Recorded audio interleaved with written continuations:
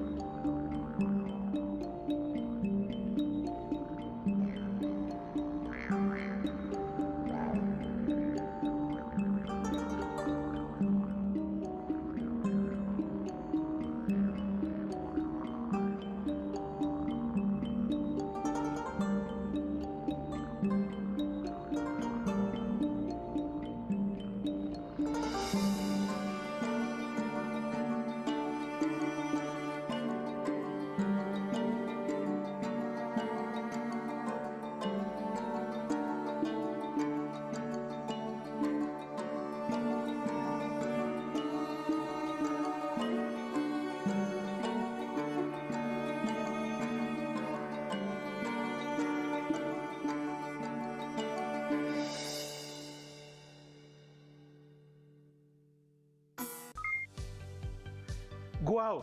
Sentí como si las líneas vibraran o se movieran realmente. Uy, yo sentí como si el sonido de pronto me comiera. ¿A ustedes qué les pareció lo que acaban de ver y escuchar? ¿Qué sensaciones experimentaron? Anoten sus respuestas en su libreta o pueden platicar y compartir con quienes estén en estos momentos. Ahora veamos un video que hace referencia a las pinturas de Vasily Kandinsky, a quien ya vimos antes en una exposición que hubo de él en México. Él quería plasmar en sus pinturas los sonidos, música y esto convertirlo en líneas, colores o texturas. Digamos que exploraba las posibilidades de la expresión sonora a la pintura.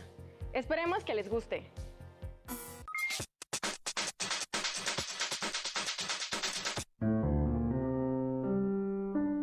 Llega por primera vez a México una exposición que desarrolla la evolución pictórica de uno de los más grandes artistas rusos de todos los tiempos, Vasily Vasilievich Kandinsky. Mediante la abstracción, Kandinsky rescató a la pintura de la irrelevancia de los objetos y la representación material. Con puntos, líneas, formas, sonidos y colores, exploró la esencia de la pintura y la liberó por completo. La obra temprana de Kandinsky se distingue por reflejar la estética y los temas del folclore ruso. Algunos de estos temas se mantuvieron presentes a lo largo de las distintas etapas del artista. Durante su estancia en Alemania, los paisajes y escenarios inspiraron sus creaciones inundadas de color. Era el primer paso en el camino hacia la abstracción. ¿Qué papel juega Kandinsky en la abstracción? Pues es uno de los principales pioneros. En los últimos años se ha venido discutiendo si él fue el primer artista en pintar o no obras abstractas, pero lo que importó de Kandinsky, y creo que lo que importa no es si fue el primero no pintor en pintar, sino que fue uno de los principales teóricos que permitió abrir un campo del arte abstracto, ya que para ese tiempo, para poder darle cabida al arte abstracto, primero había que justificarlo en términos artísticos, teóricos y filosóficos. La obra más famosa de Kandinsky probablemente sea la de sus acuarelas, en donde las representaciones son cada vez más imperceptibles, en tanto que se despide de lo figurativo y el estilo que adoptó en el portafolio Pequeños Mundos. ¿En qué consiste el portafolio Pequeños Mundos? Pequeños Mundos es una serie gráfica que Kandinsky realiza en 1922 cuando ingresa a la escuela de la Bauhaus como maestro. Y en esta serie gráfica, Kandinsky va a explorar distintas técnicas gráficas para investigar dos cosas, ¿no? Una, sus cualidades plásticas y técnicas, y a partir de ello analizar o profundizar cuáles de estas son más democráticas, ¿no? Las tres técnicas que va a explorar dentro de Pequeños Mundos son la punta seca, que es el grabado, la xilografía y la litografía. Y Kandinsky hablará que de estas tres, la litografía es la más democrática de todas, pues es la que permite un número de reproducción ilimitado y es la que permite el uso libre del color. Por lo tanto, podrá llegar a más personas, ¿no? Kandinsky entendía la dimensión visual y la sonora como una relación armónica, en la que era posible escuchar cada color y figura. Sus cuadros hacían eco de su fascinación por la música de Wagner, Scriabin y Mussorgsky. ¿Qué papel juega Kandinsky en la historia del arte? Juega distintos papeles, ¿no? Digamos que primero es uno de los pioneros y principales teóricos del arte abstracto. Es uno de los principales gestores del expresionismo alemán, ya que es uno de las cabezas de uno de los dos movimientos expresionistas alemanes, el Jinete Azul. Por ejemplo, en la época de las vanguardias rusas era un artista vital para nutrir las vanguardias rusas, aunque posteriormente estas se desmarcarán del estilo expresionista de Kandinsky. También es un gran pedagogo dentro de una de las escuelas más importantes de arte del siglo XX, como es la Bauhaus, y digamos que pues esas serían sus múltiples facetas dentro del arte moderno del siglo XX. Gracias por continuar con nosotros. Después de ver este video y en conjunto con la primera actividad sobre escuchar y observar, es hora de que nosotros experimentemos. Tomen su libreta, pintura, tela o mezcla que deje huella como lo comentamos al inicio. La actividad consta de lo siguiente. Pondremos una serie de pistas musicales que pertenecen a música tradicional del mundo. Nosotros tomaremos esta superficie que tenemos aquí y pondremos la pintura o mezcla sobre este material. Lo tomaremos por ambos extremos. Después nos moveremos como nuestro cuerpo sienta la música y dejaremos que la mancha de pintura baile con nosotros y deje huella de nuestro movimiento. Hay que ser muy cuidadosos de que la pintura no caiga al piso.